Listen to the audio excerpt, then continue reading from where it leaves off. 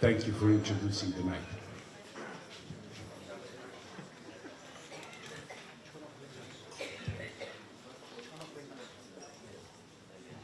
Thank you, Rabbi. Welcome, everybody. Please turn off your cell phone ringers if you have them on.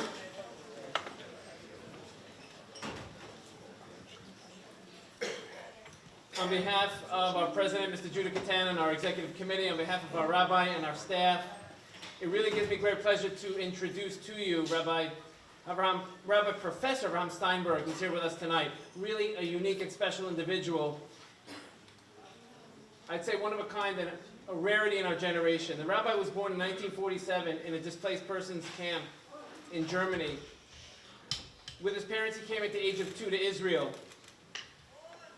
And after graduating Merkaz Rav Kook Yeshiva in Jerusalem, the rabbi studied medicine in the Hebrew University, Hadassah Medical School, and trained as a pediatrician and a pediatric neurologist in Jerusalem and in New York. And today he is an MD, a pediatric neurologist, and a Talmid Chacham of the highest order.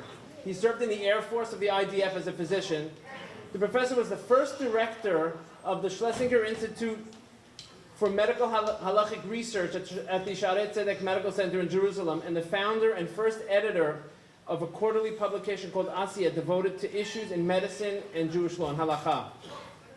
And today he is considered by most the foremost scholar and rabbi on medicine and halakha.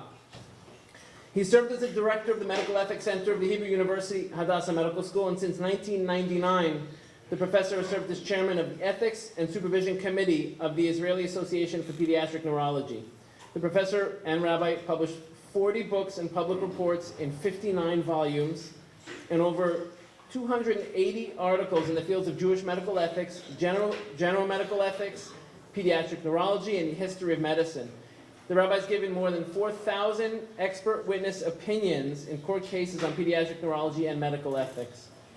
His major work is a 7-volume encyclopedia, Hilchatit Refu'it, Medical Halakha, and you'll see it right there on the bookcase, the gray set. It's a monumental work. You should take a look at it when we're done. And it was translated into Hebrew by Fred Rosner and called the Encyclopedia of Jewish Medical Ethics in 3 volumes.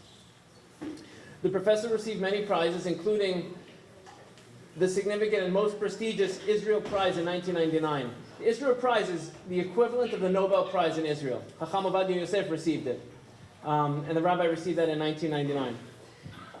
He serves as an advisor in medical issues to the most prominent and authoritative rabbis worldwide. I'm sure we're going to hear a lot about that. The rabbi served as chairman and member in many public committees, like the Dying for legislation in Israel, like the Dying Patient Act, the Respiratory Brain Death Act, the Organ Transplantation Act, and the Israel National Bioethics Council, and many others. The professor is the co-chairman of the National Bioethics Council, chairman of the Dying Patient Committee, member of the Brain Death Criteria Committee, and formerly chairman of the Organ Transplantation Committee. He's chairman of the Altruistic Live Organ Donations Committee, member of the Status of the Fetus and Pre-Embryo Committee, and chairman of the Pathological Specimens Committee, member of the National Committee for Inspection on Mohalim, and a member of the Institution Review Board of Shaarei Tzedek. Currently, the rabbi professor is the director of medical ethics unit and senior pediatric neurologist at Shaarei Tzedek in Jerusalem, as well as the director of Yad Harav Herzog Institute and head of the editorial board of the Talmudic, and also, unrelated but related, head of the editorial board of the Talmudic Encyclopedia in Jerusalem. The Talmudic Encyclopedia is that enormous set to my left, the yellow encyclopedia, that every Bet Midrash has, and if they don't, they should have. And you cannot even today be a Talmid Chacham without being familiar with the encyclopedia. And I totally urge you to take a look at the set. I hope you hear more about it tonight.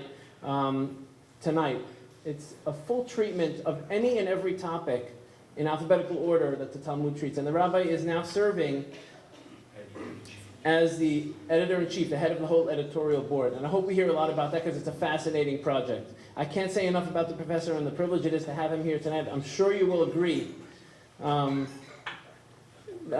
it really is a privilege to have him here tonight.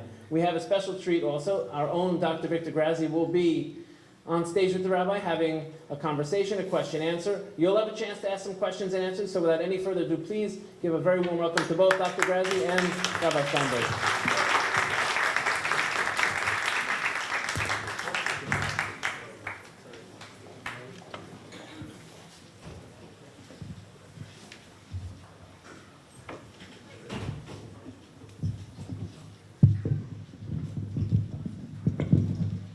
Thank you, everybody, for coming, and thank you to Rav Azikot for inviting me to engage the Rav in the conversation. And on my way over, I was thinking, the only reason I'm not nervous is because I'm not nervous. And the reason I'm not nervous is because in preparing for tonight,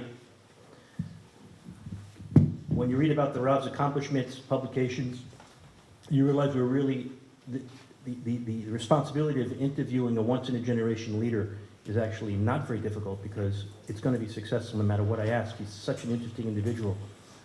And the other reason that I'm not nervous is because in looking at and watching videos that you've produced and published that have been reproduced on YouTube or other links, you come across as a man of extraordinary compassion and sensitivity in addition to your erudition and intellect, which I think is best summarized in a quote that I read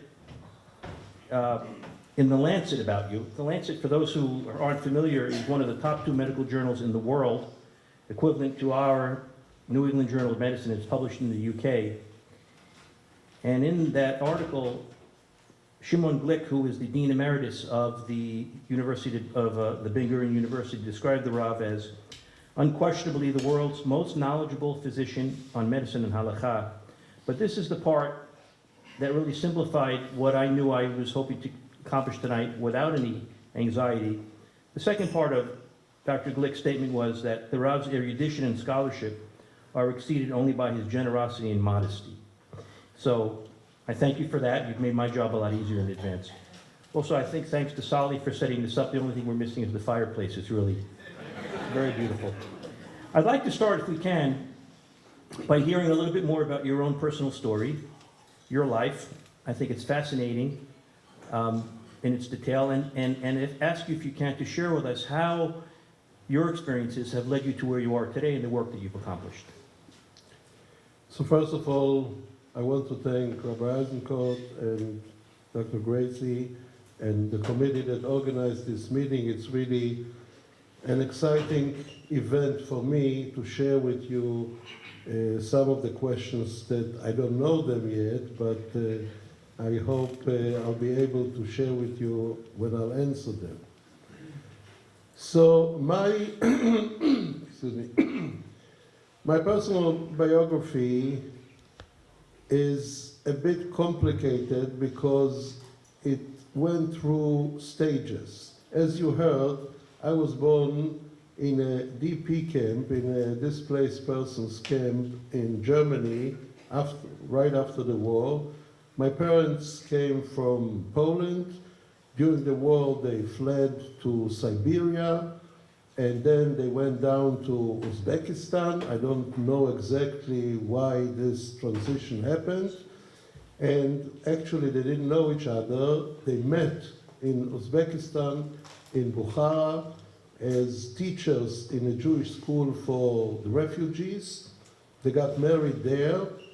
They went back to Poland after the war ended, and in 1946, a year after the war ended, there was a pogrom in a city called Kielce in Poland, and my parents said that after all the horrible situation of the war, there are still Poles who can make a pogrom for the few refugees that came back, never Poland again. And they left Poland, and many other Jews left, and they got to the American zone of Germany and Bavaria, and that's where they were in a camp. An interesting event happened. A distant cousin of my mother fled from Poland directly to Germany, and she arrived in Germany right after the war. They came in 46. And she met a German Jew there in this city next to it was this DP camp. And she used to go every day to the DP camp to look for survivors. Maybe there are some family members, because she was left alone. And she happened to meet my mother, who was her distant cousin. Obviously, both of them were very excited to find some relationship. And she organized that my father moved to the city itself, and he became the rabbi of the city. He was a rabbi already before the war, and he became the rabbi of Hof after the war. Hof is a city in Bavaria. He developed the city from a Jewish point of view. He built a new synagogue, a mikveh, shchita, and everything that needed for Jewish life. And I was born actually already in the city. My parents were in the transition from the DP camp into the city. And after 2 years there, they moved to Israel, and my father became the rabbi of a new settlement then called Kiryat Yam, which is north of Haifa. It was a settlement of refugees that came from after the war and found this new place. All were broken people without families. It was a very unique situation, and my father himself lost most of his family, but he tried to get their spirits up. We lived in a 2-room apartment, and with us was my uncle, my mother's brother, who was the only survivor of hers, who was a bachelor, and he lived with us. I was an only child, and my father took one of the 2 rooms to become the rabbinate and the school, with 4 different timings for all of the children without age, just at their level. So we actually lived in 1 room, all of us together. My uncle slept in the kitchen, and we slept in this 1 room. And that's how I grew up as a little child. My father came from a part of Poland called Galicia. There were no yeshivas there, ever. The first yeshiva that was established in Galicia was in Lublin by Rabbi Meir Shapira, who established the Daf Yomi program.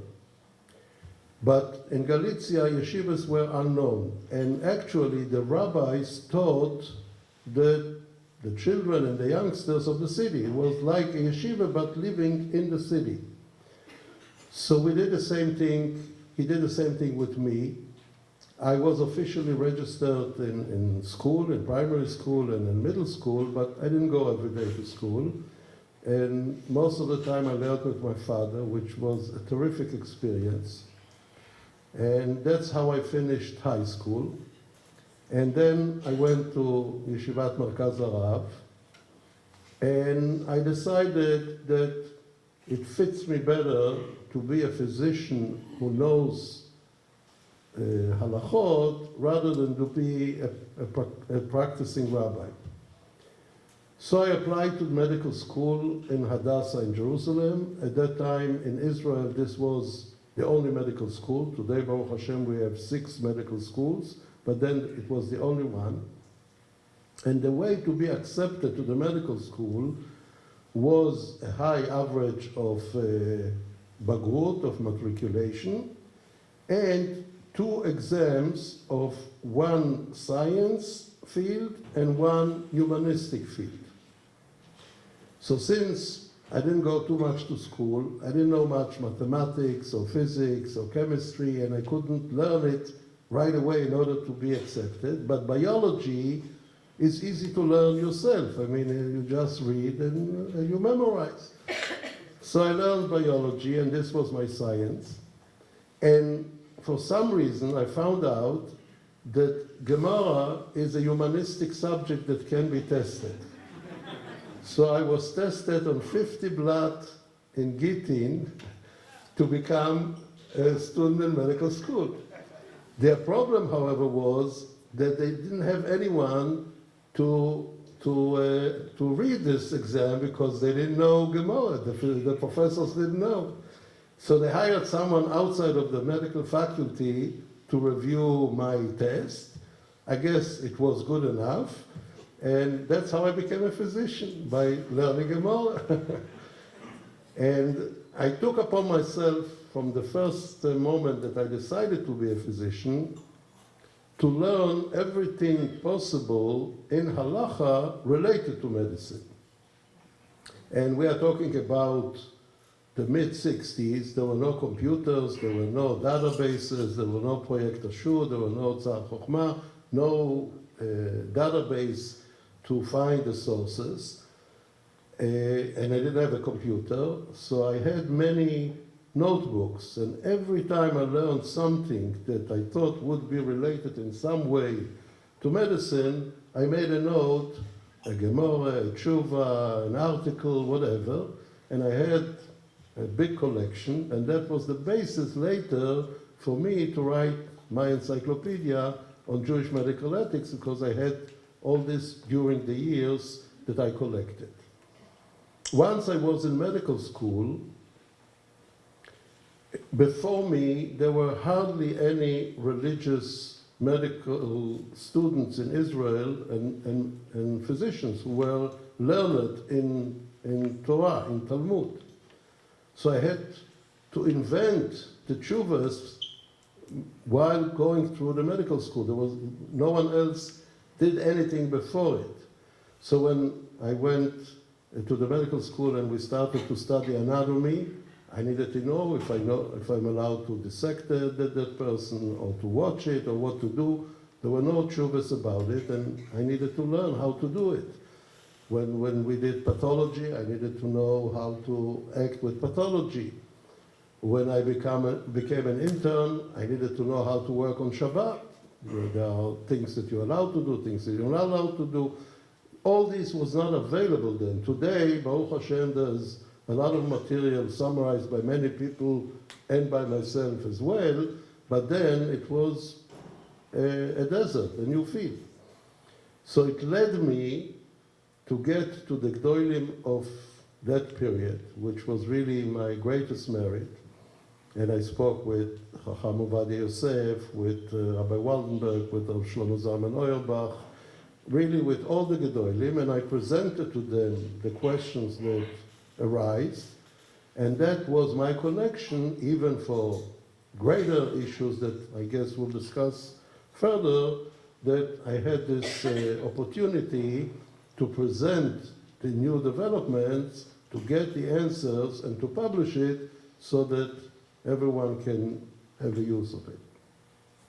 So do you think those personal experiences, besides giving you the background in Torah and Gemara and an interest in medicine, I'd like to hear how that has perhaps influenced or impacted your approach to the work that you do, specifically the ethical questions that arise on a day-to-day basis. Because I assume a lot of what you bring to that expertise has been founded, been formulated, certainly been influenced by that life story. Right. It's not just a technical or legalistic approach that you've taken. Absolutely. So medical ethics, secular medical ethics, was in its infancy when I started medical school. To the degree, one of the biggest professors in those days in Israel, his name was Moshe Rachmilevich, who was really a genius. And he was the forefather of medicine in Israel, and I touched his tail when he already was almost retiring. So he made us students to memorize every detail concerning the patient that we took care of or that we studied with. So we needed to know all the lab results of yesterday, all the line of his hematological liver function and everything to remember, and he remembered of all patients. And there was one incident of a patient that I presented because he was assigned to me, and the patient was quite depressed, and no one was visiting him. He was a lonely person, and he was sick with I think it was a liver disease. And I presented the medical aspect of it, and then I said, you know, this is the pure medical approach, but as a human being, he needs some spiritual support, some social support. He said, that is not for us. We are physicians, we are scientists, we deal with the numbers, we deal with the disease. Let someone else, a psychiatrist or social worker, deal with it. That's not of your business. And that hit me very strong, that this is not what medicine is about. Medicine is not about a table or a chair. Medicine is about taking care of the whole patient. And that led me not only to look at the pure legalistic halachic point of view, but also on the ethical framework of how to relate to patients, to human beings as patients. And at that time, there was a significant shift from a patient relationship as a paternalistic relationship to a patient-physician relationship of an autonomous relationship, which means that up to that time, in the late 50s, early 60s, physicians dealt with patients as if they were children, and as if they are their parents, they know better than they know, and what does a patient know about his illness? What point is it to explain to him, to discuss with him, to get his consent? He doesn't know anything. I, the big professor, have so much experience, I learned so many years, I know what is better for the patient. That may be true from a scientific point of view, but that is true if you are a physicist or a chemist and you're dealing with material. But if you're dealing with human beings, the fact that you know the biology of this patient or the pathology of this patient doesn't mean that you can make for him better decisions than he can make. And he can make better decisions because medicine is more than just facts. Medicine is emotions, is culture, is religion, is a social environment, and all these factors are lost if you are paternalistic, if you go to a patient and treat him because you think this is good for him. And that led me to go into the general field of secular medical ethics, which, as I said, was all over in its infancy. And when I trained here at Einstein, when I did my fellowship in pediatric neurology, I got involved in general medical ethics. And from then on, I worked in comparative analysis. How would the same ethical issue be dealt with the secular side and with the halachic side? And that was my major interest in those years. And I published quite a lot of articles comparing how the approach would be from the two sides. In many instances, the end result would be very similar, although the process to get to it would be different. The halachic discourse is different than the humanistic discourse.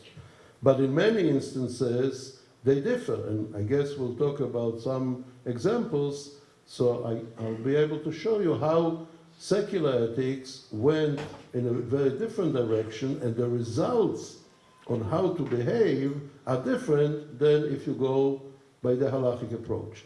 But this environment of looking at the patient as a human being and relating to him and discussing with him and getting his consent were just in the infancy in those years. So I think in reading a lot of your papers, you've not only developed quite a bit of respect and a cohort of followers in this world of secular medical ethics, but also amongst religious ethicists of other denominations. I was surprised to read that you were only one of two rabbis in history appointed by the Pope to the Pontifical Academy for Life. Right. I'm a good Jewish boy, so I don't really know what that means. Nonetheless, I think it speaks to the level of scholarship. I think that hearing your personal story certainly, I think, has given a nice framework for delving a little bit deeper into some specific topics that the audience, I expect, would be interested in. And you've discussed in the past that you really deal with issues spanning the entire lifespan, and in fact, one can argue even beginning before the lifespan. So issues of genetic diagnoses, organ donation, end-of-life care. So let's start at the beginning if we can. One of the main things in my field today is that of genetic diagnoses and how that impacts pregnancy and what the options are for screening and testing and actions as a result. So if you could please address that from both the ethical and medical perspective.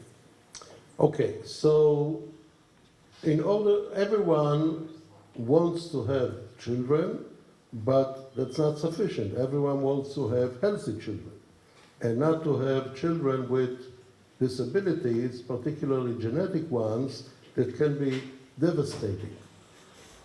So there are different levels when you can do something to avoid the birth of a sick child.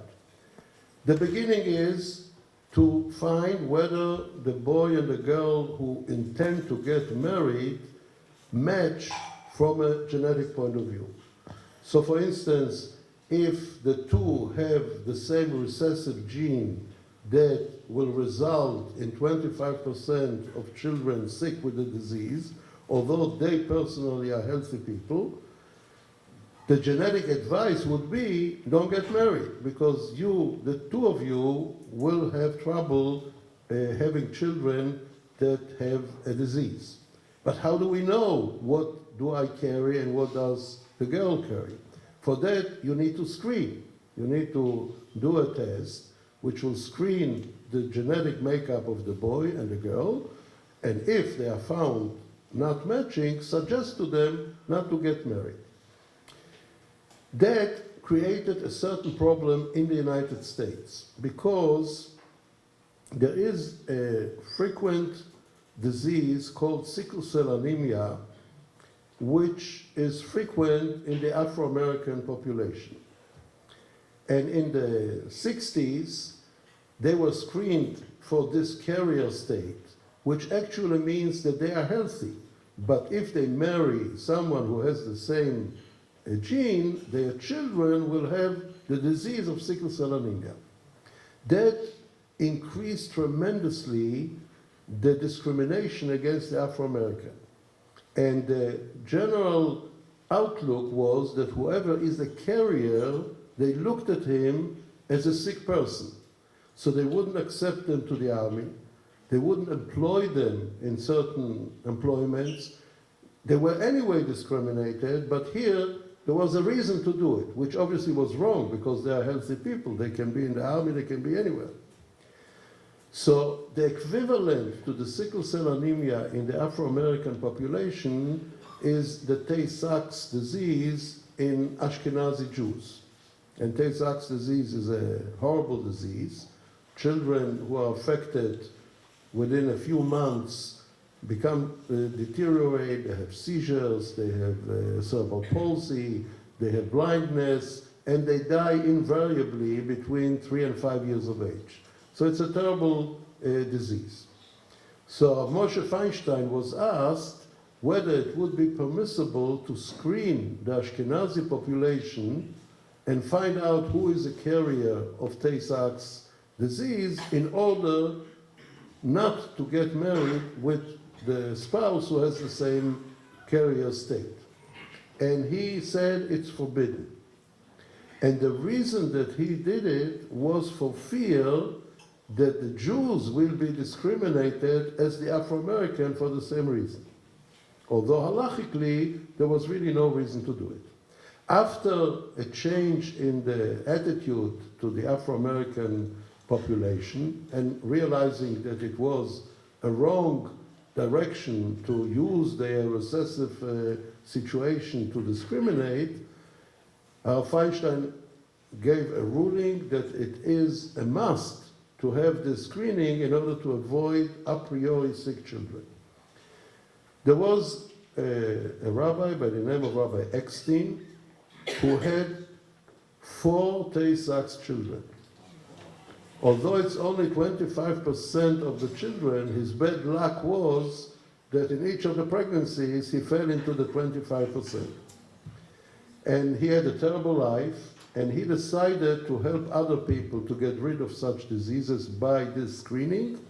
And he founded the Dor Yesharim process, whereby people can be screened before getting married.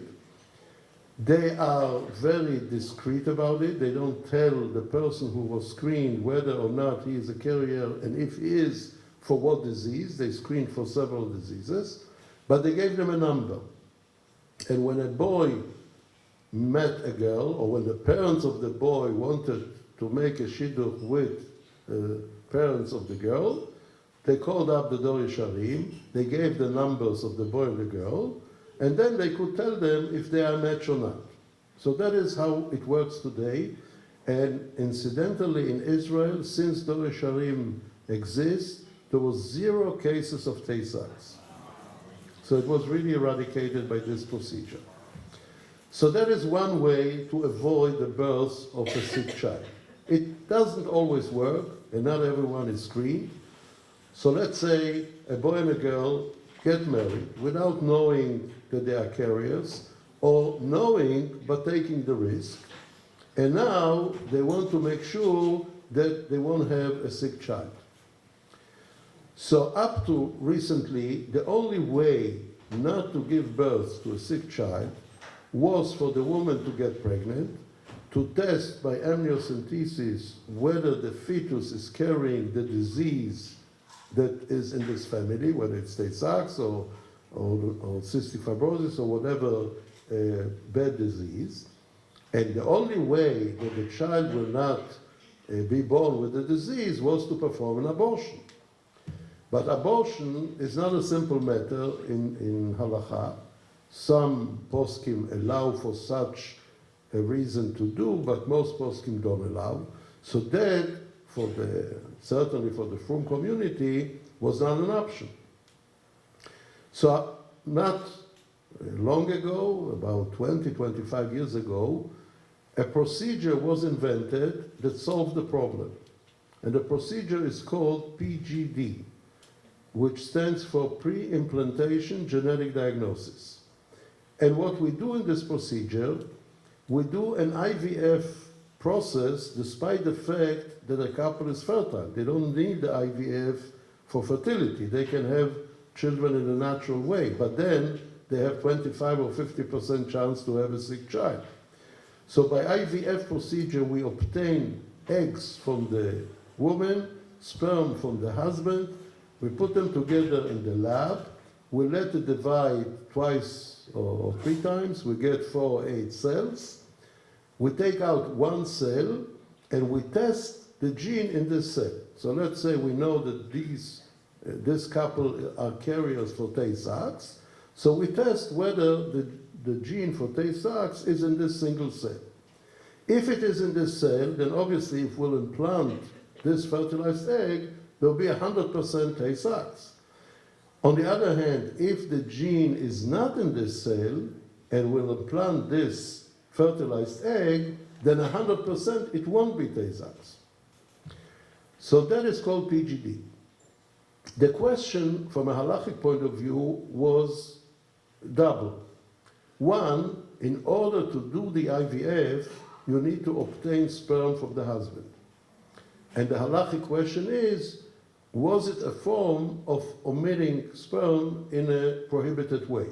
Because it's not done naturally. And it could be done naturally unless you want to avoid this sick child. And the second question was, those fertilized eggs that were found to carry the gene, what do you do with them? Are you allowed to discard them? Because clearly no woman will admit to take it and give birth to a 100% sick child.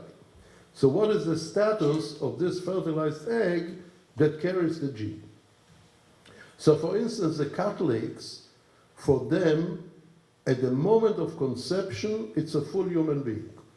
Therefore, for them, it's prohibited to discard the fertilized egg that carries the gene, although it's a sick gene.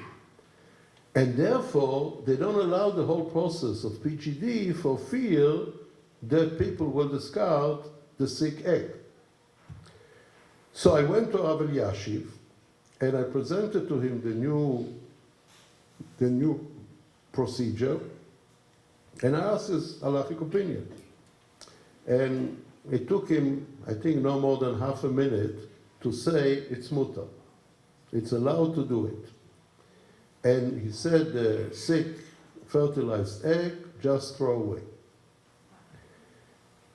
But he gave 2 conditions. One is that it should be done only for serious diseases.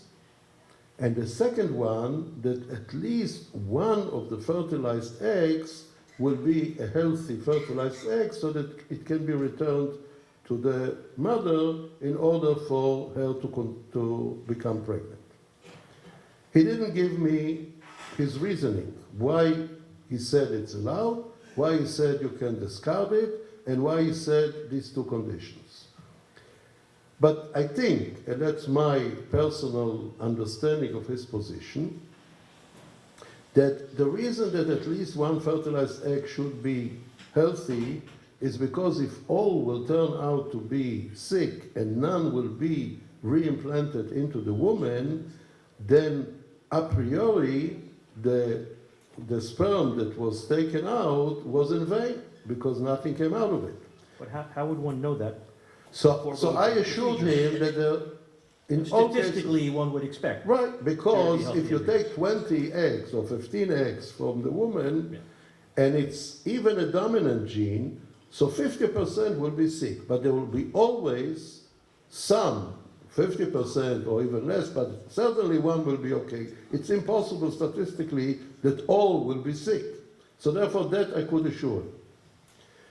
As far as serious disease, he didn't define what a serious disease is.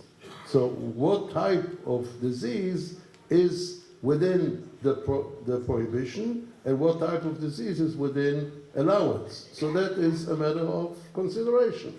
I'll maybe give you an example in a minute.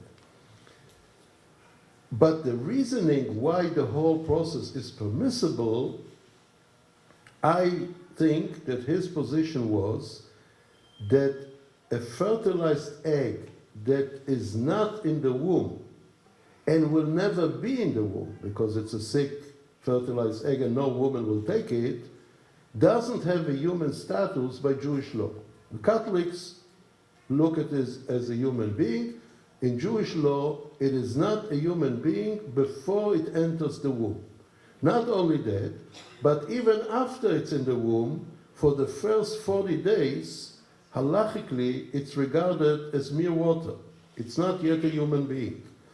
So if 40 days in utero is not a human being, certainly a 1 day or maybe 1 hour of a fertilized egg that is not in the womb and will never be in the womb isn't regarded as a human being, and therefore you can discard it. Now, the condition of a serious illness, we established in Shaare Tzedek such a unit of PGD to help couples who have significant genetic diseases.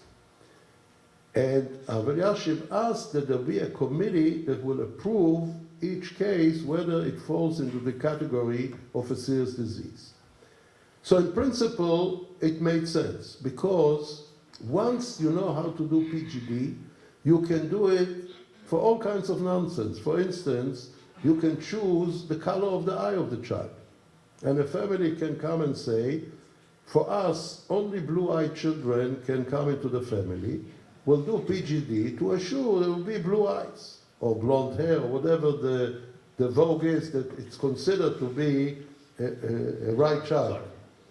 So that obviously is not allowed. To emit semen in order to have a blue-eyed child, that certainly is out of the question. And many such issues were easy to solve. On the other hand, diseases like Tay-Sachs and cystic fibrosis were easy to say that it's a serious disease. But there is a gray area where you can consider whether it's serious or not. So I'll give you an example. A woman came to us at Shaare Tzedek. She is carrying a gene for early balding of females. They become bald, they lose their hair at an early age. So a priori I said, doesn't look to me like a serious disease. It's not a disease, it's a cosmetic problem. I can understand it, but that wouldn't be a serious disease. So she told me that I really don't understand the situation. She became bald at the age of 4. Now imagine, she said, a little girl going to kindergarten without hair. Everyone is laughing at her. No one wants to play with her. She looks strange.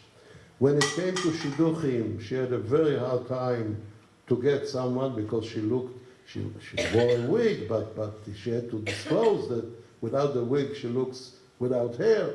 It was a very difficult time. So psychologically, it was a serious illness. And psychological illness, halachically, are regarded the same as physical illness. For instance, on Shabbos, you're allowed to desecrate Shabbos mishum teruf hadat, that the person will become very upset to a degree that it may endanger him. So even though physically he doesn't need any help, but because emotionally he is at such a level that he can't take it, that is halachically regarded as a situation that is serious. So certainly for PGD, we thought that was serious enough to take such a patient. And there are many, many such examples where the gray area had to be decided on an individual basis. In principle, we could say yes or not, but individually sometimes it turned the coin whether to one side or the other. There was another issue regarding PGD based on what turned out to be a mistaken interpretation of Rav Elyashiv's position.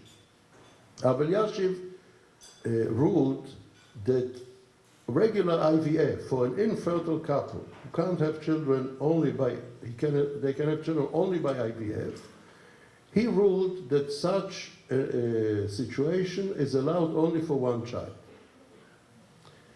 And probably, again, I don't know what he said, but assuming that the mitzvah of Pirya Verivya that requires a boy and a girl, 2 children at least, is fulfilled not only based on the end result that you have a boy and a girl, but also on the process of getting this child. And the process has to be natural. There are such opinions amongst the Rishonim. So by IVF, you get the end result, you have a child, but it's not done in the natural process. Therefore, you're not fulfilling, technically, halachically, the mitzvah of Pirya Verivya. However, the couple wants a child, whether for the mitzvah or not for the mitzvah, they want a child. So he said it's enough that they'll have one child. We can argue if really it makes sense or not. Maybe the couple wants 5 children and less than that they won't be satisfied, same way as they want only one. But that was his ruling. So mistakenly, people around him reported that the same is about PGD. So if you have a couple that has the gene for Tay-Sachs or cystic fibrosis, they want to avoid the birth of the child by PGD, it's allowed to do it, but only for one child. So it happened that a couple came to me, to Shaare Tzedek. They had a very serious cardiac disease based on a gene, and they had several children. Some were sick and some were healthy, and they came for PGD. And they asked me if I know if it's permissible. So I said, I know for sure. I went to Rav Elyashiv and he told me it's allowed. So they said, you say it in the name of Rav Elyashiv. They didn't want to say we don't believe you, but that's really what they hinted. We want to hear it from Rav Elyashiv himself. I said, fine, go to Rav Elyashiv and speak to him. So they said, we are simple people. We don't have an access to him. We don't understand the disease. We don't know even how to explain it to him. And since I have an easy access to him and I am a physician and I can explain the situation, would I come with them to Rav Elyashiv and then they can hear if he agrees or not. So to help the couple, even though it didn't make much sense to me, I went with them. We're coming to Rav Elyashiv and I described to Rav Elyashiv the situation, which by all means was a serious situation, and I said that they are requesting to do PGD and they want to hear the rabbi's opinion. So he looked at me and he said, I already told you it's mutar. So I said, I told them that, but they want to hear it from you. So he turned to them and he said, it's mutar. So I used this opportunity and I said, you know, they have other children. Because the rumor was that he would allow it only for one child, and here they have children. So he looked at me and he said, Uma b'chach. So what if they have more children? So clearly, he allowed it for more than one child. So the rumors of his position were absolutely wrong, because I heard it with my own ears that he said that it doesn't matter, and as many children as they want, they can do it by PGD in order to have a healthy child rather than a sick one. And in that regard, I've read some of your opinions that application of PGD in certain cases, because there's no dogma, it's case by case, as you've already stated, can also be applicable to a family, for instance, with 5 sons or 5 daughters, not to be discriminatory, Right. who choose or prefer to have a child of the other gender. Right. So We have a lot to cover, so I mean no disrespect. If we could cover that in brevity, because I'd like to move on right, there. we'll just briefly. In the Talmud and in the Rishonim, we find all kinds of advices how to have a certain gender. Usually, the chosen gender is a male, so how to make the pregnancy so that a male will be born. The problem with these advices is that it's good in 50%. So it's not helpful. But no one says that you're not allowed to try it. In other words, you're allowed to do something to get the gender that you want. That is clear from this description. Now, the fact that now, by PGD, we can choose the gender, and it does work in 100% of cases, theoretically, it should be permissible. But ethically, there is a concern that people will prefer a certain gender all the time, and then there'll be, like in China, that they had too many boys, and now they can't get married, and there's no future to the next generation. So people are worried about it. So it's not a purely halachic issue, but it is more a social issue.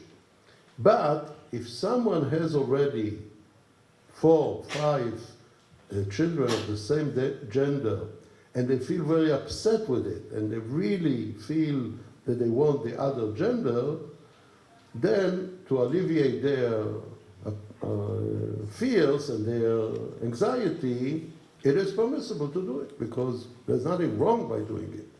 So therefore, Mordechai Eliyahu said 4 children. I don't know, no one knows exactly what is the number that would allow it, but certainly 4 or 5 same gender child in certain circumstances would be permissible. And I think anyone who's in that particular field or any other, we've all had similar cases where they pursued a halachic opinion and were actually given a heter to proceed. But you raised an interesting point that I really wasn't originally thinking of asking you, and that is, because you mentioned with great humor that what's brought down in the Gemara to have a boy is effective half the time. How do you handle if there's something previously written that's contrary to present medical knowledge? Besides admitting so, on a more fundamental level, if there is what appears to be a conflict between the ethics involved, as an ethicist, and either Mesorah, tradition, or halacha, I'm sure such cases have arisen. Wearing both hats of a physician ethicist as well as a Rav, how does one reconcile that potential conflict? Because we all know of situations where people say, everything in the Torah, everything in the Gemara is immutable, unchangeable, even though scientifically we have, certainly in the field of medicine, things that we no longer believe to be the case, and yet we don't want to, without deep contemplation, change. So to me, that's Right. So it's an issue. that is a major issue, and I don't think we have the time to go into all the details. So I wasn't planning on bringing it up, but Okay. But I would distinguish between 2 cases. You sort of mix them together. Sometimes there is a disagreement from an ethical point of view, that modern ethics feels one way and halacha feels a different way. Here, personally, as an observant Jew, I prefer the ethics of halacha over the ethics of the secular world, even though it may make more sense, but halacha certainly overrides it. If it's an ethical question, the concern is more when it is a scientific issue. When a law, a halacha, is based on what Chazal thought was a scientific fact, and today we know that this fact is different, is wrong, is a different case. There are few examples, not many, but there are examples that have halachic bearing. So most of the poskim say that you should accept both. How can you accept both? You should assume that what Chazal said was true in their time, and nature has changed, and now it looks different, and now you follow what it looks now, because if Chazal would have lived today, knowing the facts, the scientific facts of today, they would have ruled the way science is saying it today. I'll give you one example, which this may not be scientific enough to say that nature has changed, but we use this explanation. According to Chazal, and it's just one example, according to Chazal, a baby born on the 8th month of pregnancy can't survive. I'm asked that question regularly. This very question. So today there are people who come who believe that it's healthier to deliver a baby in the 7th month than the 8th month. Right. So that was based Regularly. on Chazal's understanding that a 7 months baby can survive, a 9 months baby can survive, but as sort of a step, at the 8 months, if he's born, he can't survive. Today we know for a fact that there's no such step. The more mature the baby is, the better it is for him. So an 8 months baby has better chances than a 7 months. He has less chances than a 9 months, like everything, but it's not that an 8th month baby can't survive. So one answer is that nature has changed. Perhaps in those days something was in nature that caused some malfunction if the baby was born on the 8th month. And today this disappeared and we have it regularly. Therefore, halacha lema'aseh, all the poskim say, the ramification of this statement is that, for instance, in the days of Chazal, if a baby was born on the 8th month on Shabbat, you wouldn't be allowed to desecrate Shabbat, because he has no chance to survive, so why desecrate Shabbat? But today we desecrate Shabbat for an 8 months, the same as for a 5 months, 6 months, or 9 months, doesn't matter. Why? Because he has a chance to survive.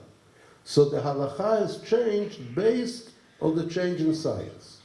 So that is one of the examples that we handle it this way. Another option is that not always do we know if it's really the 8th month or not. Today we have better ways to know the age of the newborn. In the days of Chazal it wasn't clear. He might have been even earlier than that, and maybe that's why he wasn't so. We can find all kinds of explanations. But bottom line is that if science is very clear, it's not a theory of one scientist who published in the Lancet or in the New England an article that goes against Chazal, we jump on it and we say Chazal were wrong.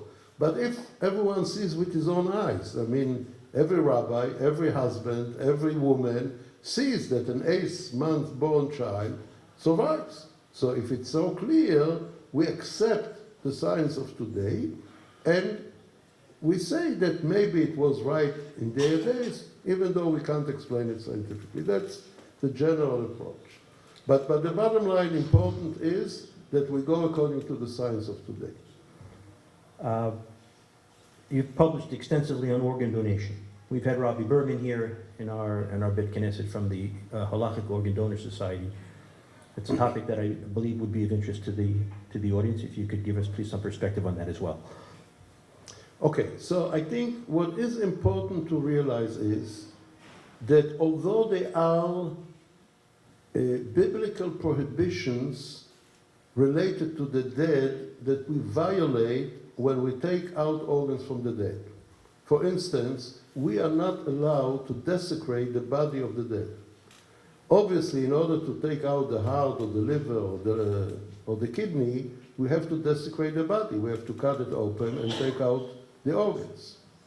Another biblical prohibition is that we are not allowed to derive benefit from the dead. We can't cut off his arm, sell it to a scientist who wants to make an experiment and get money for it. We're not allowed to derive benefit.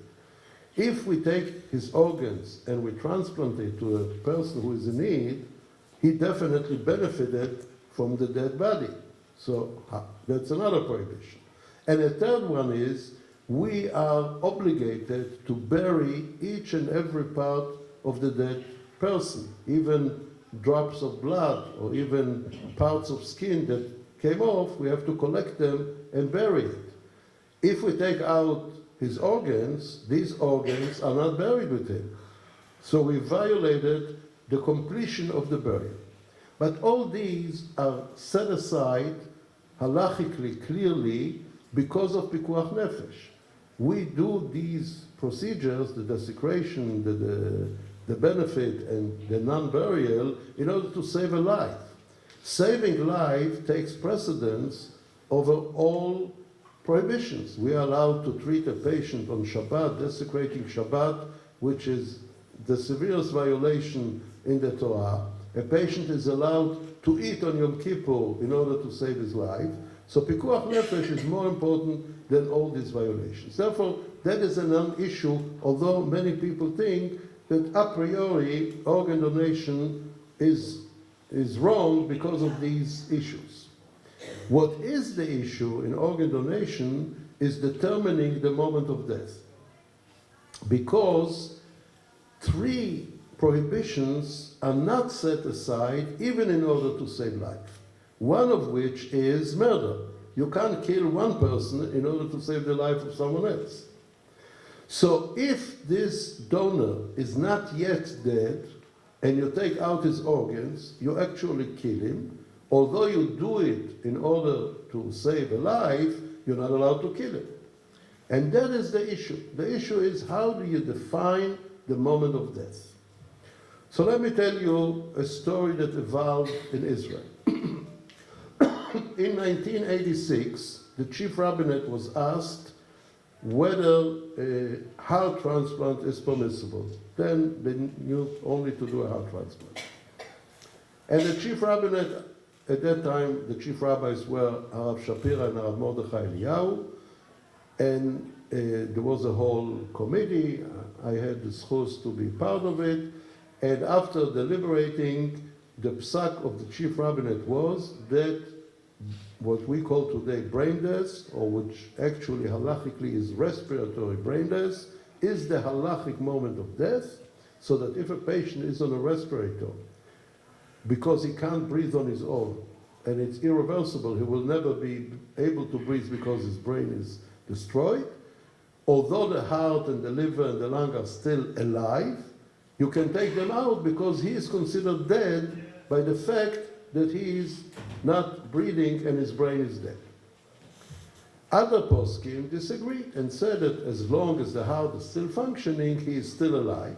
You have to wait for the heart to stop, but then you can't take organs because all the organs die and there's nothing to use. So there was a ruling by the chief rabbinate that besides the principle that respiratory brain death is acceptable halachically according to their position, they required many more testings to verify that the brain is dead than the routine protocols, the Harvard criteria, was in use by physicians. And the reason was double. One was to avoid mistakes, and the second one, which was a little bit hidden but everyone understood, there was a mistrust towards physicians. There was a long-standing history of problems between the rabbinate and the medical establishment, and here the fear of the rabbis was that physicians may cut a little corners. The patient is anyway dying, and here is someone who we can save. So even if it's not 100% brain death, it will be in a day, so we'll do it already now, we'll take the organs and we'll save a patient. So in order to avoid such issues, either the mistake or the mistrust, they required objective testings which are beyond the clinical diagnosis of brain death, which was according to the Harvard criteria. The physicians refused to accept it. They said, you rabbis can rule on the principle. You can say if he's dead or not by halachic criteria. But you can't dictate us the medical aspect of it.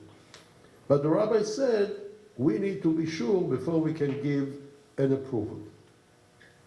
So it went over 20 years of fights back and forth until one member of Knesset by the name of Othniel Schneller decided that he will legislate a law that will solve the problem.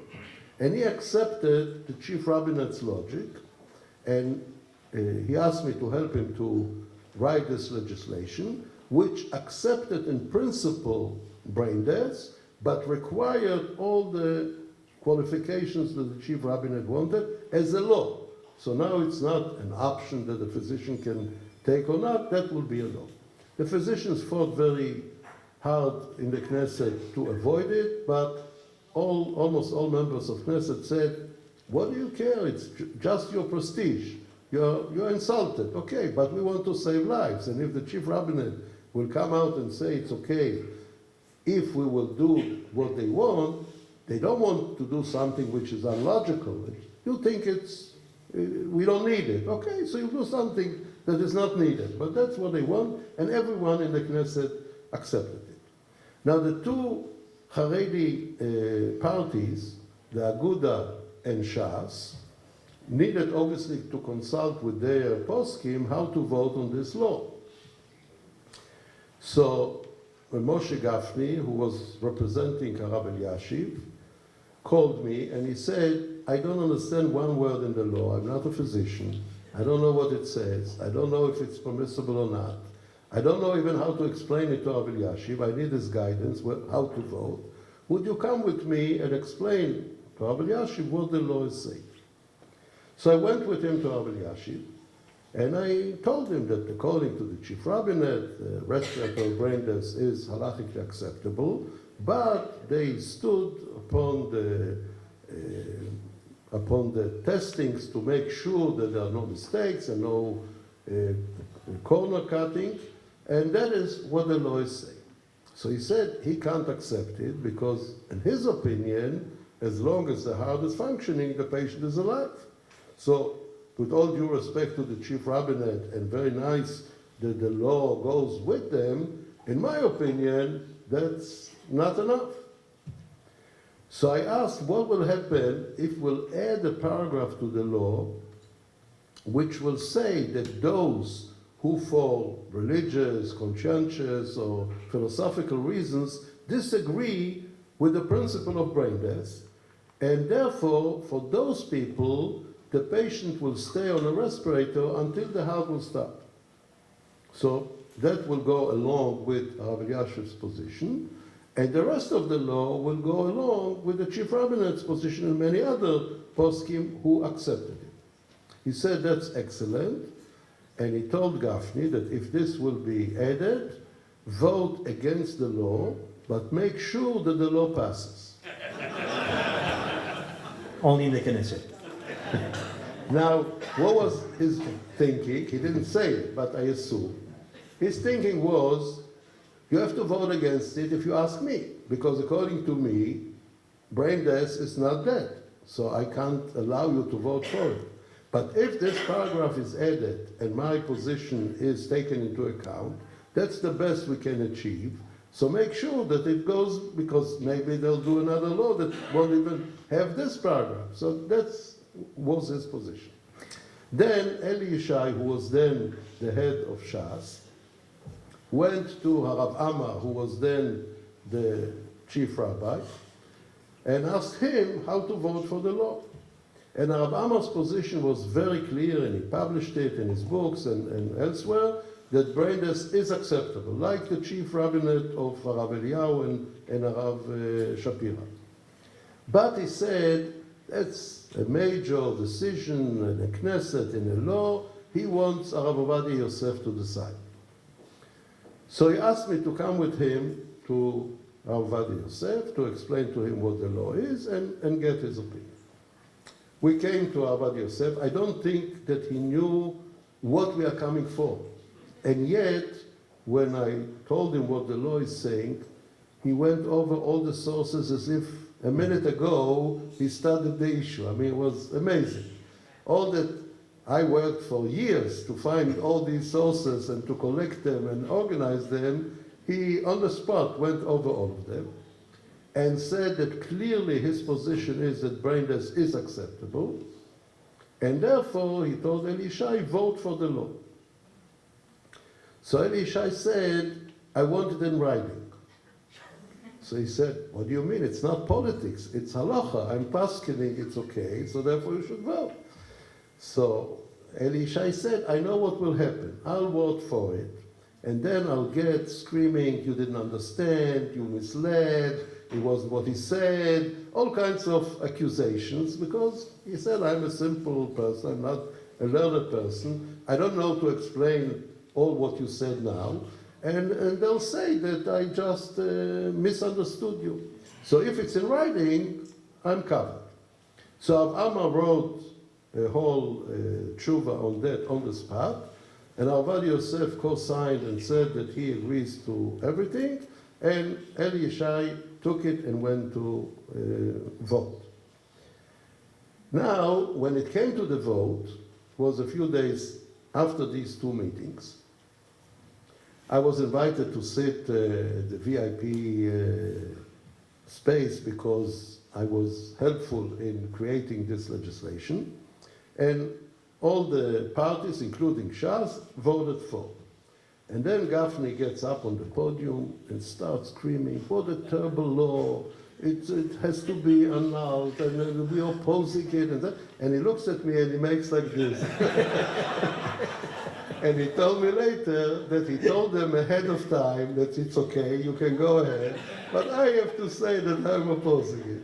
So that is how the law was accepted, and that's now the law of the land. And by the way, Israel is the only country in the world that by law requires different criteria to diagnose brain death. It's not so in the United States and not so anywhere else. So I was invited to Australia. The Beth Din in Sydney accepted brain death, but they wanted it to be done according to the chief rabbinate and according to the Israeli law. So I met with the Australian authorities for transplants, and I explained to them the logic of the Israeli law, and they accepted that if it will be a Jewish donor who will request to become a donor, provided brain death will be diagnosed the way they do it in Israel, that will be acceptable, and they'll do all the testings that we require so that he can become a donor. And the same was, I was 2 months ago in South Africa, and they also agreed. So I think that if here the environment will be such that for observant Jews who are willing to accept the position that brain death is acceptable halachically, but to diagnose it, you have to do it in a certain way. If it will be accepted, it won't be many. I mean, how many will be of this opinion? For them to do it our way would be a much better way to accept it, provided you accept this position. I think this particular topic really sheds light upon how blessed we are for our traditions and our halakha, because secular ethics in many places permits legally assisted suicide, physician-assisted suicide, on one extreme. On the other extreme, in the church, if a woman has a terminal illness that can only be cured, let's say if she's pregnant by undergoing a termination, the church's position clearly is, with no exception, better 2 deaths than 1 murder, and they do not permit the abortion. I think this particular topic sheds light upon the fact that in Judaism, there's clearly a very clear and very profound appreciation and commitment to the sanctity of life, but at the same time, real life sometimes poses challenges and questions that we need to answer on an individual basis. We could go on for hours, but I wanted to leave some room for question and answer. There is, though, one last question that I do have. And what we've discussed till now, while certainly important and I think fascinating to discuss, isn't necessarily applicable to everybody. So the PGD is certainly important, but really relevant to those couples dealing with these challenges. Same thing with organ donation, etc. But the one topic that's at some point applicable to everybody in this room is the end of life, and the questions ethically and halachically associated with end-of-life care. I think I should share with the audience that the law that you helped pass in Knesset, I believe it was 2005, the actual act of getting the law passed to me is as remarkable as the contents of the law. If I remember, from what I've read, correct me if I'm wrong, please, 56 members spent 2 years discussing end-of-life care. Both men and women, both Jews and non-Jews, primarily Jews. Amongst the Jewish subgroup in the committee, the majority were not observant, were not religious. Of those who were religious, they were Haredim, they were more religious Zionists, etc. And after 2 years came up with a plan, presented to the Knesset, which passed. The remarkable thing to me is getting such a disparate group of people together to agree on what would otherwise be a challenging and very, very difficult position. And I read that 80% of the committee were in agreement on 100% of the committee was in agreement on 80% of the substance of the bill. And remarkably, you had 100% of the committee who agreed on 95% of the bill. There's only 5% that remained a challenge in terms of reaching unanimity, and those dealt with questions of withdrawal of life support, etc. And I'm really, it's not fair what I'm asking you to do, I apologize because of the hour. But I think this is a topic that a lot of us are struggling with. And if we aren't struggling with it now, there's a good chance we will be. And we don't wish to just devolve into the secular ethic, but at the same time, it's a real challenge. So if you could please address the end-of-life question. Well, as you said, that will take us until tomorrow morning. It's really a very, very... Pizza's not very good for breakfast, so I don't... It's a very complex issue. By the way, this law that we worked really for 2 years very, very hard to get to a consensus, a very wide consensus for people who didn't believe when we started the conversation that they will end up admitting to what we did. Since I was the chairman, I obviously wanted it to be according to halakha. But it was clear to me that if I stated that we are going to legislate end of life according to halakha, it will be rejected. So I had to work around it by ethical, legal terminologies, which really were halachic statements, but without uttering the word halakha. And I think that helped that people were objective about the decisions without being put away just because it's halakha. So that was a little trick that I did in this process. The important parts of this legislation, and there are many, and we don't have time to go into it, but there are differences between the secular world, especially in the Western societies, and halakha. As you mentioned correctly, physician-assisted suicide, which is legal in Oregon, started in Oregon, but spread to another 5 or 6 states, and worse than that, active euthanasia, directly, intentionally killing the patient who has still time to live, is already legal in 4 countries, in Holland, in Belgium, in Switzerland, and in Canada. So that is spreading. And I won't be surprised if it will come to the United States. Maybe not all the states, but some states, California and others that are liberal states, they may follow this route. And I am sincerely worried that that will happen, and that halachically is pure killing. Even though the intention is good, it's pure killing. And since all monotheistic religions agree on that, I drafted a position paper which addresses why active euthanasia and physician-assisted suicide are wrong morally and not only religiously. And I just a month ago met with the Pope, and I presented to him this position paper, and he was very enthusiastic and willing to cooperate so that it will come from him as well. He appointed a cardinal that will work with me, that will look over, maybe he has some remarks.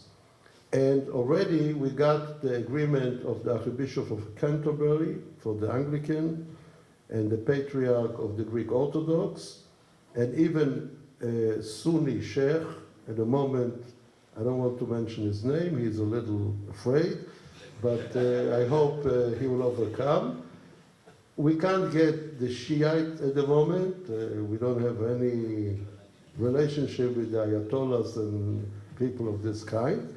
But I think it's wide enough to show that really billions of observant people to the various monotheistic religions are opposed to it. But that is clear from a halachic point of view. What is debatable, and what was debatable in this committee, is there a difference between withholding treatment or withdrawing treatment? In other words, if I just don't give a life-saving measure and the patient dies of his illness, is it the same as he's already getting the treatment and I do an act of withdrawal that by my act he's dying? So from a halachic point of view, there's a clear distinction. There's a distinction between omitting and committing. If you do an act, that is forbidden. If you don't do, in certain circumstances, it is permissible. So we won't go into the details when and how it's permissible, but that is a very important distinction, which in the secular ethics, there's no such difference. There's no difference between withholding and withdrawing, which doesn't make sense to me. If you do an act that leads to kill the patient, so why not do euthanasia? Why not do physician-assisted suicide? What's the difference between this act and that act? We have a very clear distinction between acts that hasten death or cause death and non-doing certain things, which in certain circumstances is permissible. So that is a distincting point. When I came with this, and the law recognizes this distinction, and when I came to the Knesset with the proposal of the law after 2 years of work, one of the members of the Knesset said, how come you distinguish between withdrawing and withholding? America, who is the epitome of democracy and ethics, they don't distinguish, so why should we distinguish? So I told her, you know what? To pull the plug on a respirator, you don't need an MD. I invite you to come to Shaarei Tzedek every morning and pull the plug and let the people die. She said, I should do it? How will I sleep at night? So I told her, you want to sleep, but you want me to do it, I shouldn't sleep. So she understood, and it was voted in favor, and the whole law passed without objection at all. So I think that is something that is very clear. Another point which I think is important to understand is that from a halachic point of view, palliative care is not only allowed, but is actually required. There are people who are afraid that if you give morphine or another treatment to alleviate pain, you're actually killing the patient, which is wrong. It's wrong medically, and it is wrong halachically, because the patient, when he is dying, the only thing that we can help him is alleviate his pain. And if, in order to alleviate his pain, we need to give him a medication that rarely causes death, it's like any other treatment. If someone has a brain tumor, we take him to the operating room, and 5% die on the table. So it means that we shouldn't operate on anyone, and all will die because there is a percentage of mortality. That is not how medicine works, and all the poskim agree that you should alleviate pain, obviously in a professional way, without an intention to kill the patient, which if you do it correctly, it really doesn't kill, but you have to alleviate his pain. I think it's important to point out that within the definition of withholding care versus withdrawal of care, that your committee, which is now the law, made a very clear distinction between cyclic care Right. and continuous care. So for example, if someone is undergoing chemotherapy or radiation therapy and the treatment has failed, it's permissible legally, and I presume, halachically, as you were the author of the bill, that that's permitted. One can Right. say, we're not going to, we need not, we cannot, we should not necessarily proceed with additional treatments. I think Right. so. So That the is a withdrawal, very I important- believe you're referring specifically to the use of the ventilator. There are two treatments that withdrawal is applicable. One is a respirator and the other one is a pacemaker. In these two instances, it's a continuous treatment, so that if you interrupt it, you did an act that hastens death. All the rest, whether it's chemotherapy, radiotherapy, dialysis, antibiotics, or all kinds of other treatments or pressors, they are given by nature of the treatment in periods, in units. So from a halachic point of view, each new unit is a new decision. So you can withhold the next unit, and that is not considered withdrawing because he's not on the treatment. A patient on dialysis comes Sunday for 4 hours on dialysis, goes home, and comes Tuesday for another 4 hours. So if you don't give him on Tuesday, you didn't withdraw the treatment, you just withheld the next unit. So that is halachically permissible, that is permissible in the Israeli law, and that is obviously permissible by secular ethics. So here we don't differ, we differ in the definition, in the principle, but not in the end result. I have one final question. We'll open it to questions. In one of the interviews that I read, where the Rav was interviewed, I don't recall the source, I was thinking, any of the things we've discussed tonight that you have dedicated your life to, whether it's the Encyclopedia Talmudit, which we're going to hear about a little bit more in a moment, or the practice of medicine itself, which you continue to engage in, or the publishing that you've done on the ethics, any of those individually, let alone collectively, would be a life's work. And yet you've managed to do all of these. And in the interview you said, you accomplish all of this, and yet you're in bed every night by 11 o'clock. Right. So I'm hoping you share your email address with me later and we can talk about time management. I think we can, have we time? Yes, if you could please, with Benny or with the Rav? I'll say a few words about the Talmud Encyclopedia, which is now my major occupation. The Talmud Encyclopedia was founded in 1942. So we are over 75 years working, we collectively, not myself, working on the Talmud Encyclopedia. Talmud Encyclopedia is a collection of everything ever written on every halachic topic that is mentioned in the Talmud. It is done in a very concise format so that you get a lot of sources in short sentences, which is a skill which very few people know how to do it. And over the years, it went slowly for several reasons. Sometimes it was budgetary reasons, sometimes there were not enough writers that were capable to do it. It went slowly. 4 years ago, a philanthropist by the name of Dov Friedberg from Toronto, after some negotiation, gave us a very substantive sum of money with two conditions. One is that we complete the entire work in a decade. That was 4 years ago, so we're already 4 years into the decade, which means that we have to finish it by the year 2024, in 6 years. And the second one is that we match what he gave to complete the project, which was another substantial sum that we have to collect. Both really almost impossible to achieve.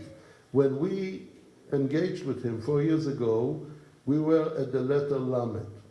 It took 70 years then to get to Lamed. From Lamed to Tav, to get in 10 years is almost impossible. But I had no choice because otherwise he won't give the money and there was no money to continue. So I agreed and I hope I can fulfill his condition. And the second one was that we were short of $5 million over the 10-year period.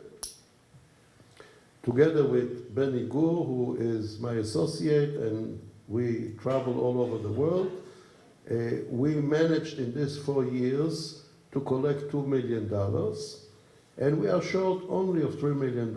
So if you can put it out now, we finished the project and we can be happy. Now, he is a businessman.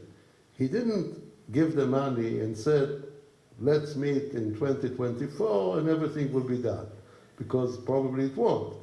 So he demands every half year to report to him how many entries, and he wants to see them, how many entries have been written, which we have a plan, because we know the names of the entries that are still to be written, and how much money was collected during this period relative to the final result. And if we don't meet these demands every half year, he doesn't give his share. And if he doesn't give his share, I don't have money to pay salaries to people who are working very hard. We have now 35 very, very big Talmidei Chachamim, but very modest. I'm sure if you read their names on the cover page, you won't recognize them. They're not people that go around and talk about themselves and give interviews and and write articles or whatever. They are engaged in the Talmud Encyclopedia full time, and they really do a terrific job. We are on the right pace over these 4 years, but we need the power and the money for the next 6 years to really get to this end, which I think will be something for posterity. No one can repeat it. It's such a project that no one will start doing it, and it's really something that everyone is using. And what is nice about it, that both the people working and the consumers who use it are from all parts of the Orthodox Jewry, from the most Haredi to the most modern Ashkenazim, Sfaradim, Teimanim, no difference. Everyone is using it and everyone is working on it, independent on the color of the kippah, if it's Ruga, if it's Shchora, if it's Levana, doesn't matter. As long as he knows how to write and he knows Shas, he is a good candidate for us. So I think it's a very unique project. I'm selling it easily because I only came on it a decade ago, and I came to do it, although, as you said, I'm busy with some other things, and that takes a lot of time, but I feel hakarat tov to those who preceded me, because I used it, and I still use it, for my work constantly. So it's really a source that can be very, very useful to everyone. Thank you. Rabbi, we have time for questions?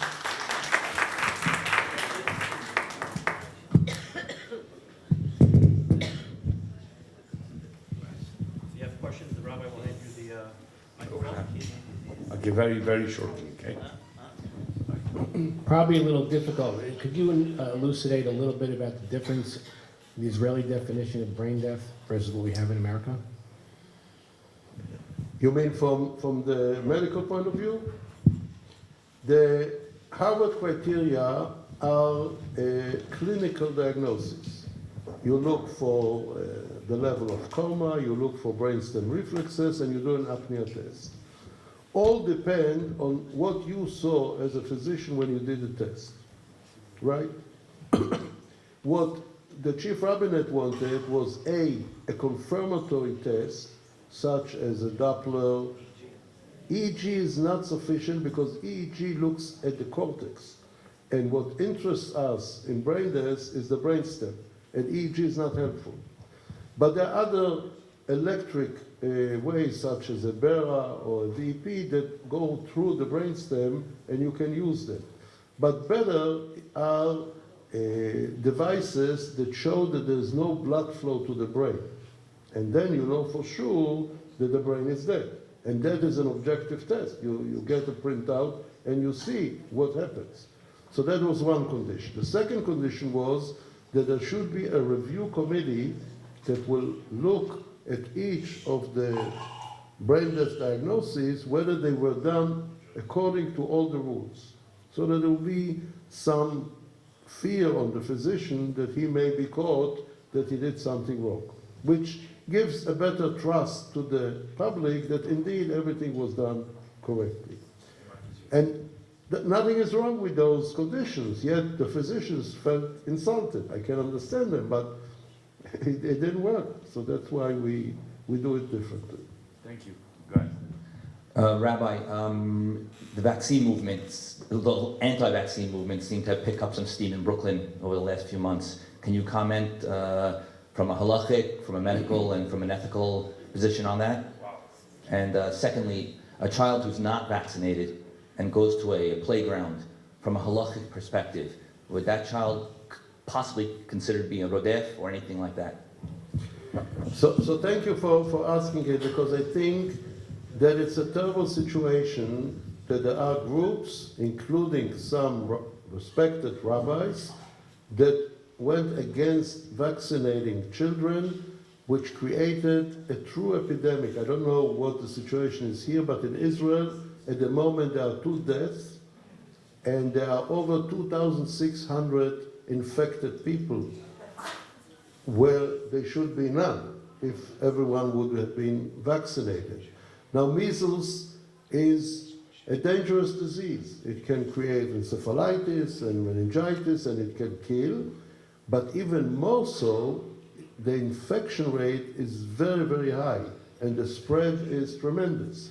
Now, if a person got measles when he wasn't immune to it, and he is a healthy person, then probably it won't be pleasant, but he will overcome.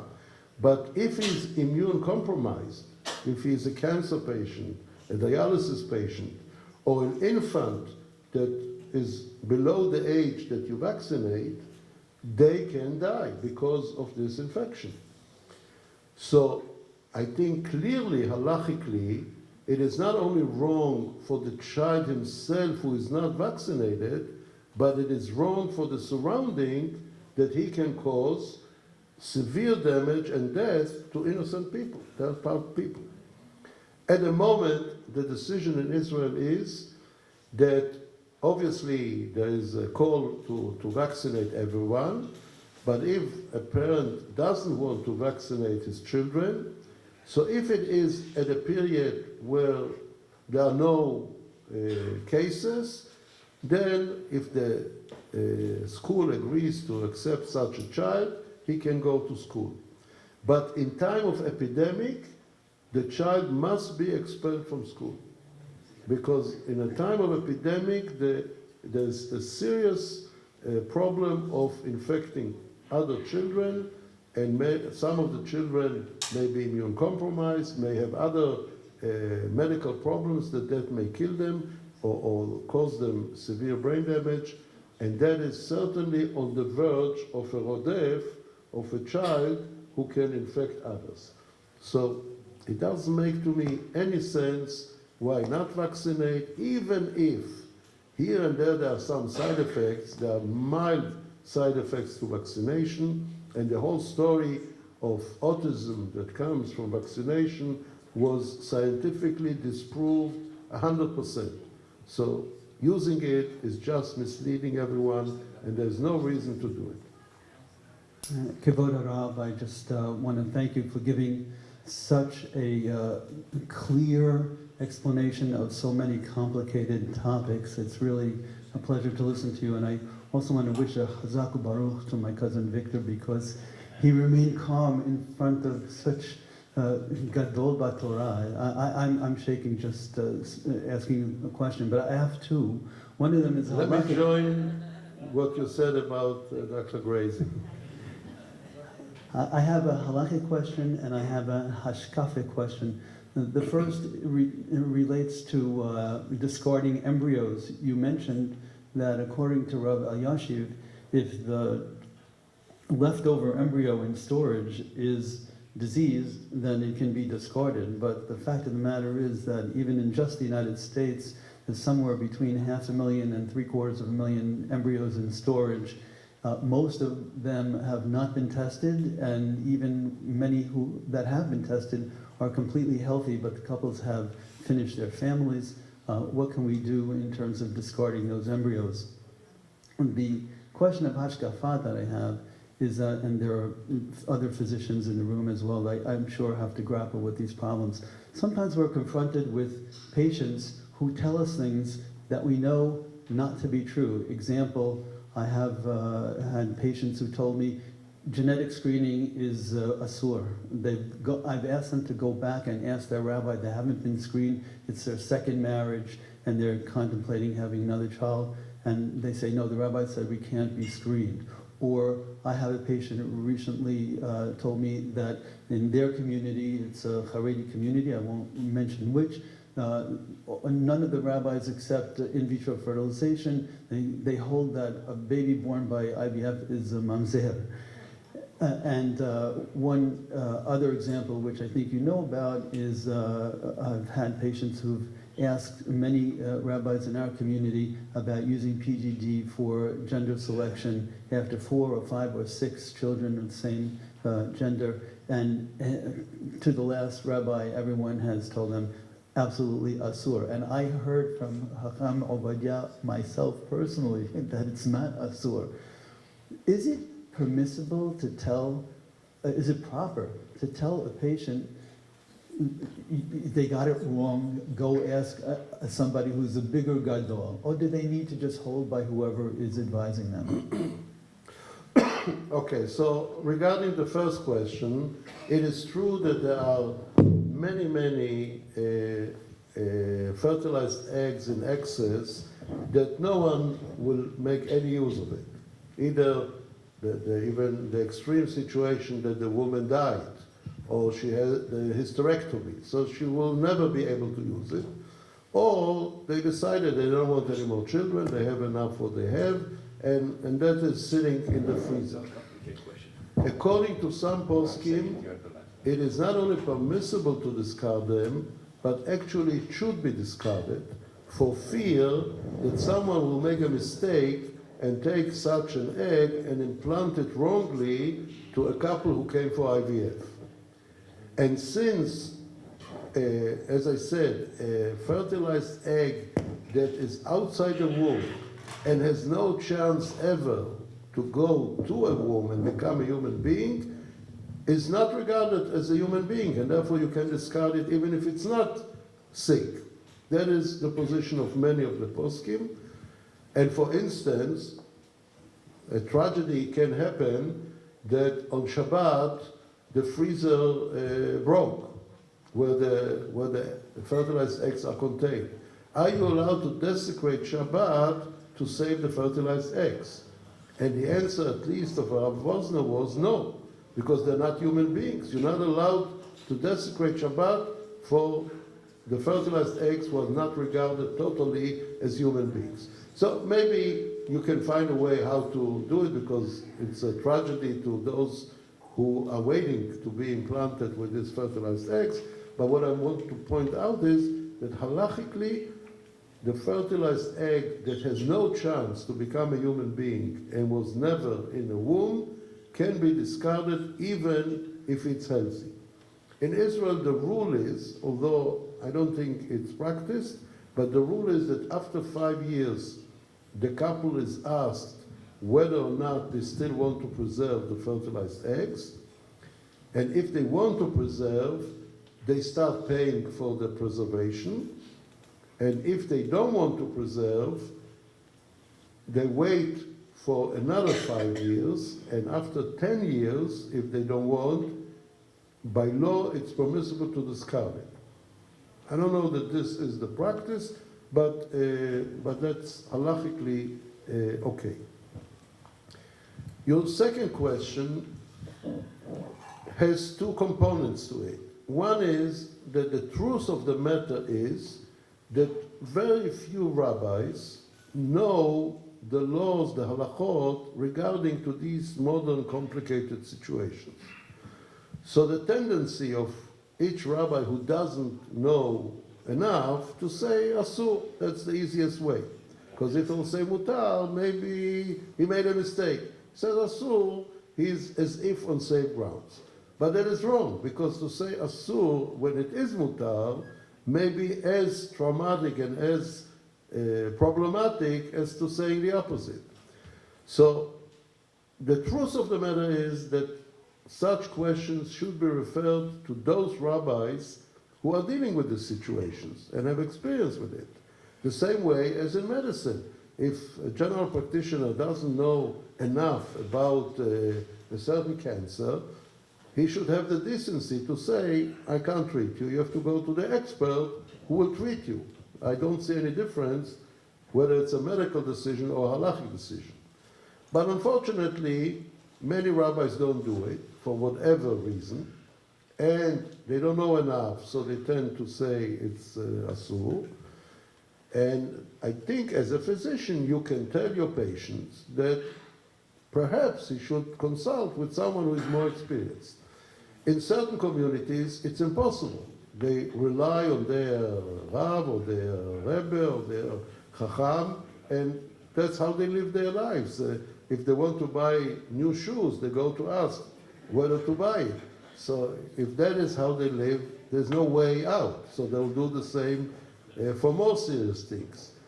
But if they are reasonable people, and if the rabbi is reasonable, I think the right way is to ask experts complicated questions. Okay, last question, and with that we're going to close. Please. Probably the most common transplant is probably, I would say, kidneys. And let's say, for instance, so you can't kill somebody to save somebody, but let's say somebody is not brain dead, but they're not conscious, and doctors somehow have figured out this person is going to live another week, or this person is going to live another 2 days. They're pretty accurate most of the time. So, but actually for a kidney, you can live with one kidney. So is it permissible if someone's not brain dead to take their kidney when they're not brain dead?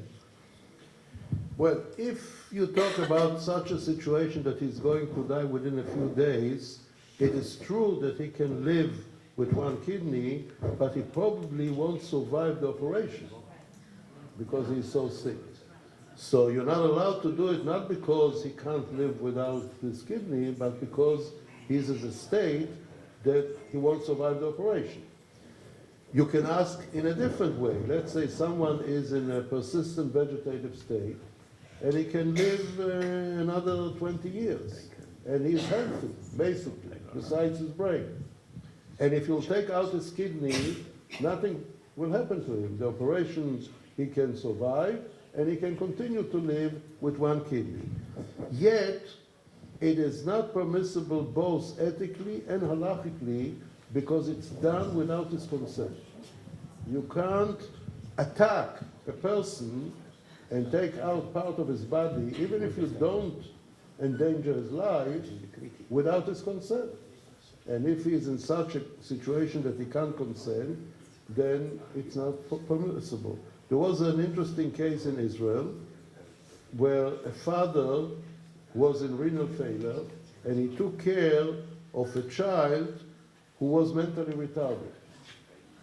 And he wanted to give consent for his child, because he was his guardian, to take out his kidney for himself. And he claimed that will be beneficial to the child, because if he will have the kidney, he'll survive and he'll live, and he'll be able to take care of it. If he will die, this child will lose out. And yet, it went to the Israeli courts, and they didn't allow to do it, because it was done without a consent of the mentally retarded child. The end of the story was very tragic, that indeed he died, and the child wasn't taken care, and the child died. So perhaps it would have been smarter to agree to it, but it's a difficult ethical question. Thank you. We're going to close. I'd just like to thank Professor Avraham Steinberg. Thank you very, very much. Thank you, Benny Jordan.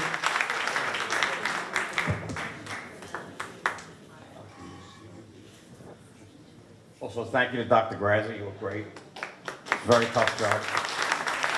And we just want to give our president's going to thank the sponsors, and thank you again to the caterer.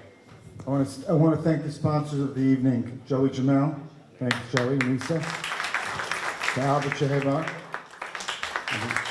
And to Dr. Ronnie Mizrahi. Thank you very much for sponsoring this evening.